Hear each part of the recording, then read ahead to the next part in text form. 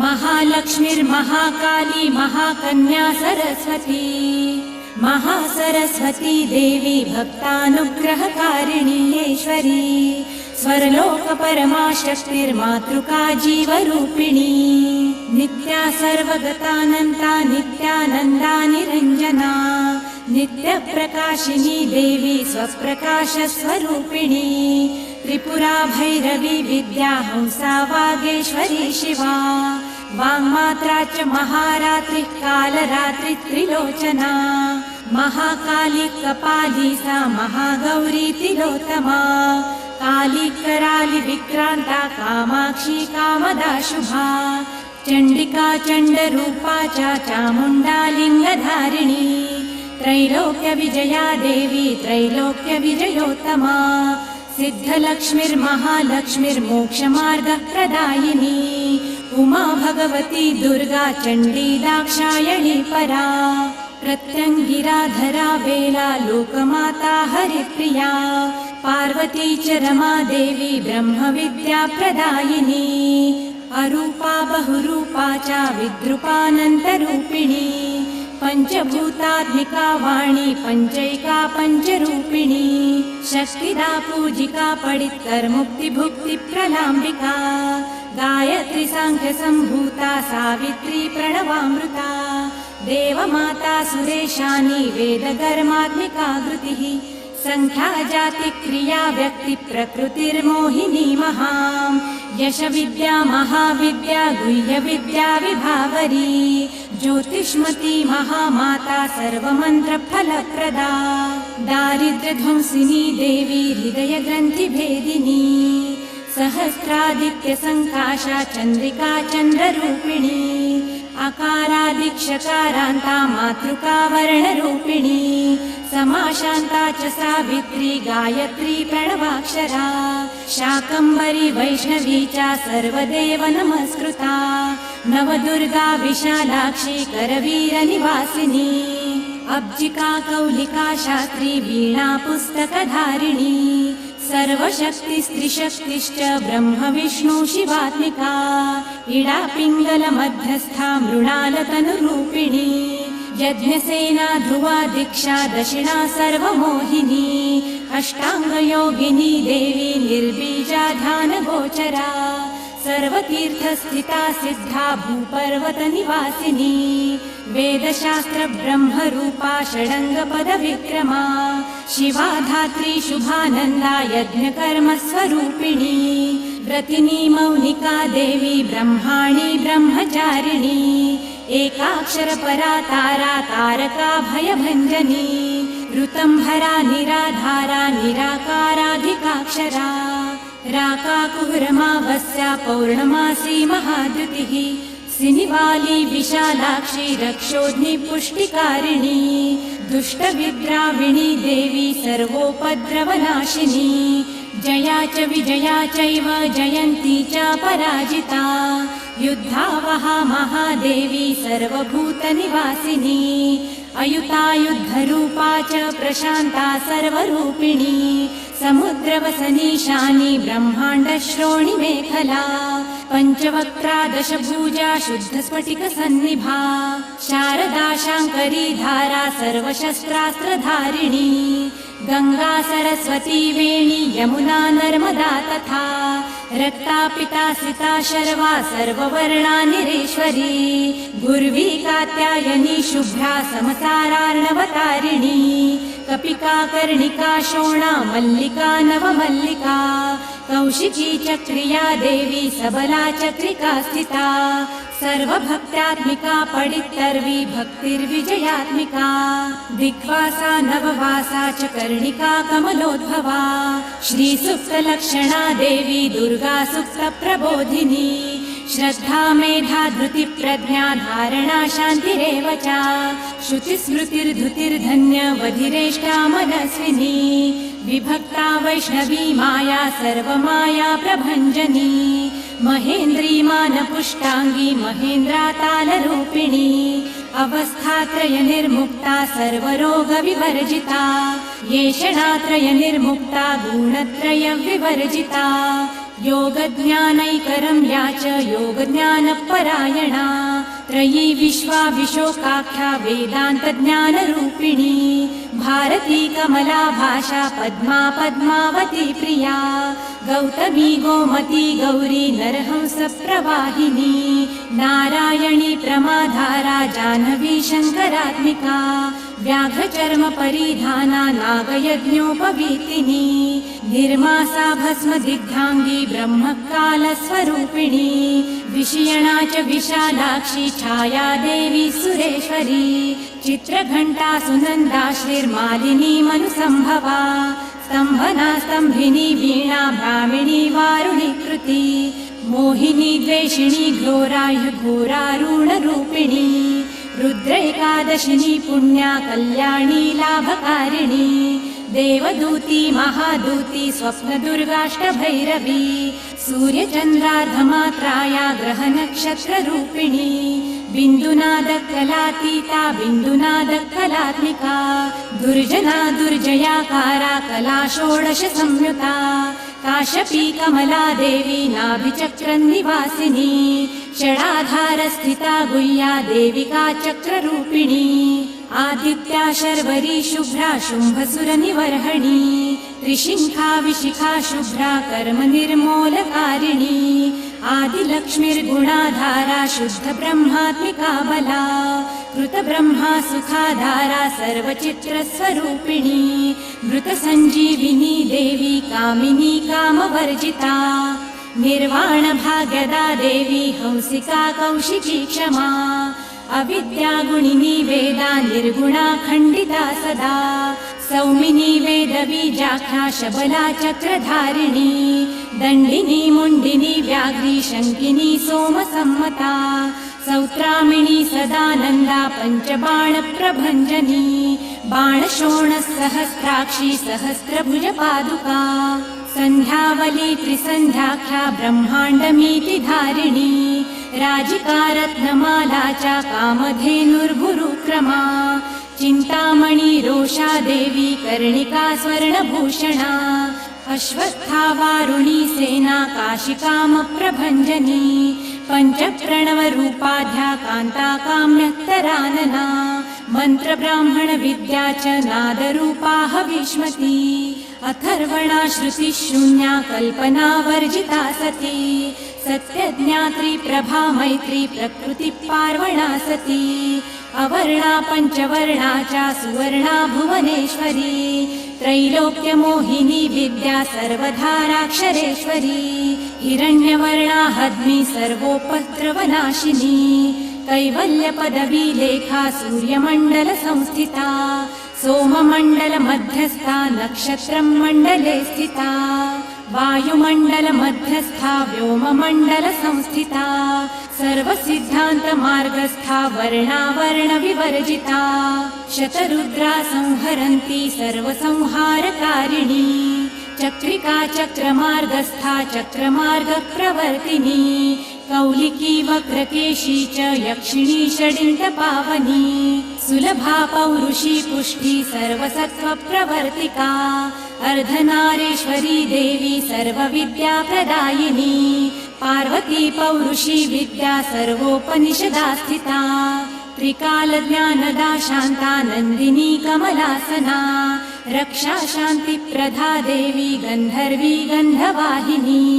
अचिन्त्यलक्षणा गोत्रा नामजात्यादिवर्जिता सप्तमात्रा परिच्छिन्ना कैवल्यज्ञानदीपिका व्योमकेशखिलाधारा पञ्चकोशविलक्षणा पञ्चकोशात्मिका देवी परब्रह्मात्मिका भुषं जराजया जयन्ती च लोकमाता प्रसूतिका वाग्देवी भरणा कान्ता सर्वसामान्य संस्थिता उष्टाङ्गा च चतुष्षष्ठी गणिका विद्यया चिन्ता कालिन्दी कर्षिणी श्यामा यक्षिणी किन्नरेश्वरी केतकी मल्लिका शोणा वाराही च घराघरा नारसिंही महोग्रास्या भक्तानां मृत्युनाशिनी अन्तर्बहिस्थिता लक्ष्मीर्जरामरणनाशिनी त्र्यम्बका च महामारी सोमसूर्याग्निलोचना अदितिर्देवमाता च सुमित्रा च सुयोलिका अष्टप्रकृतिरिष्टा च विभ्रष्टा विकृतिकृती दुर्भिक्षध्वंसिनी देवी सीता सत्यस्वरूपिणी ख्यातिश्च भार्गवी देवी देवयाना तपस्विनी शाकम्भरी महाघोरा गरुडोपरि संस्थिता मन्त्रव्याकरणाकारा ज्योतिषशास्त्रस्वरूपिणी इडा पिङ्गलमध्यस्था सुषुमना नाडिभेदिनी कालचक्रप्रयुक्तास्या कालचक्रप्रवर्तिनी वैशारदी मतिर्ज्येष्ठा श्रेष्ठा वै सर्वदीपिका वैनासकी वरारोहा श्रेणी मौली च बर्बरा जृम्बिणी जृम्बिणी जृम्बा गणिका मणिका परा शरभा चन्द्रिका नन्दा सर्वव्याधि प्रभेषजा देवकी देवशङ्काशा वारदी करुणाकरा शाम्भवी सर्वसम्पन्ना सर्वपापप्रभञ्जनी एकमात्रा द्विमात्रा च त्रिमात्रा च तथा परा अर्धमात्रा तथा सूक्ष्मा स्वगम्या च तथा परा एकवीरा विशेषाख्या षड्वर्गाथ मनस्विनी निष्कर्मा निष्कला लोका ध्याना कर्मात्मिका गुणा सुसान्द्रानन्द सन्दोहा व्योमकेशा निरूपिणी गद्यपद्यात्मिका वाणी सर्वलङ्कार संयुता सामवेदपदन्यासा सत्कृता सत्कृता बला षडर्ककर्कशाकारा सर्वतर्क विवर्जिता आदिवर्णा सुवर्णाभा तपःसत्पररूपिणी ब्रह्मण्या ब्रह्मसन्ताना वासवक्त्या जनेश्वरी पुराणन्यायमीमांसा धर्मशास्त्राङ्गमिश्रिता वेदा वेदवती सर्वा हंसविद्याधिदेवता विश्वेश्वरी जगद्धात्री जगन्निर्माणकारिणी नारायणी महादेवी सर्वसत्त्वप्रवर्तिनी हिरण्या बाहुरूपा सा हिरण्यपदसम्भवा कैवल्यपदविपुण्य कैवल्यपदगोचरा ब्रह्मसम्पत्तिरूपा सा हिरण्यपदसम्भवा भरणावरणाधारा सर्वलोकप्रवर्तिका एकाक्षरपरा युक्ता सर्वदोषप्रभञ्जनी पाशाङ्गकुशधरा देवी वेणीवादाक्षसूत्रिका कपालिनी महादंष्ट्रा भ्रुकुटीकुटिलानना एकमूर्तिस्त्रयी धारा मधुकैटभभञ्जनी सर्वावासा सुवस्त्रा च बृहती जगती समा छन्दस्त्रिष्टुप्रतिष्ठा च कल्याणी रक्षणात्मिका चक्षुष्मती महाघोरा खड्गचर्मधरासिनी छन्दस्त्रिष्टुप्रतिष्ठाङ्का कलमाशि करुणात्मिका शिल्पविद्याश्रया देवी सर्वतो भद्रकारिणी अचिन्त्यलक्षणा सिद्धा सूत्रभाषनितम्बिनी सर्वविद्यार्थसम्पत्ति सर्वशास्त्रार्थमातृका अकरादिक्षकारान्ता मातृका च लिपिक्रिया स्वाहा स्वधा स्वरूपा च स्तोत्राक्षरविभूषिता त्रयिविद्या सदानन्दा त्रयिविद्या सदाशिवा सर्वज्ञा सर्वसाक्षी च प्रसन्ना च चराचर अणिमादि गुणोपेता पराकाष्ठा परागतिम्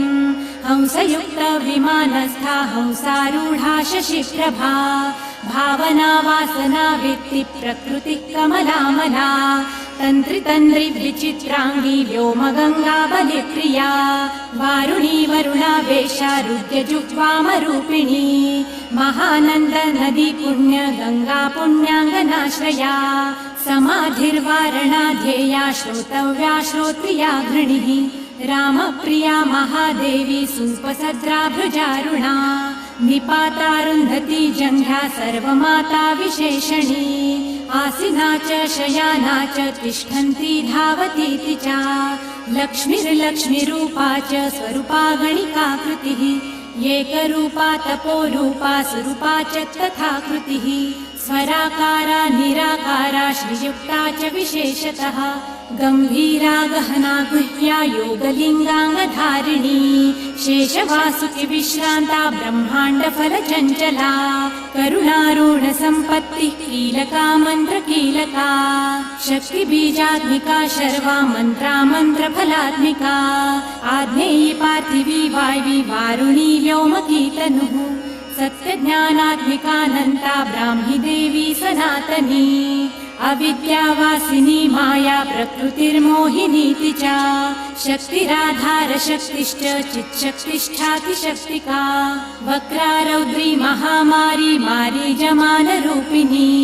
विराजमानस्था सर्वमार्गप्रदायिनी त्रिकालज्ञानसन्ताना त्रिकालज्ञानदायिनी जाढापहा मृढानी च भवानी भवभञ्जनी नानाज्ञप्तिस्मृतितज्ञा धात्री देवी त्रिलोचना परचित्तविधानज्ञा विशेषगुणसंशया हिरण्यकेशिनी देवी ब्रह्मसूत्रविचक्षणा एकादयुतपर्यन्ता वर्णमात्रात्मिका परा मधुयज्ञा मधुमती मधुनासा मधुप्रिया माध्वीदेवी महाभागा स्निग्धाङ्गी च तरस्विनी ब्रह्म विष्णु शिवध्येया ध्यातव्या च विशेषतः नाभौ अग्निशिखाकारा ललाटी चन्द्रसन्निभा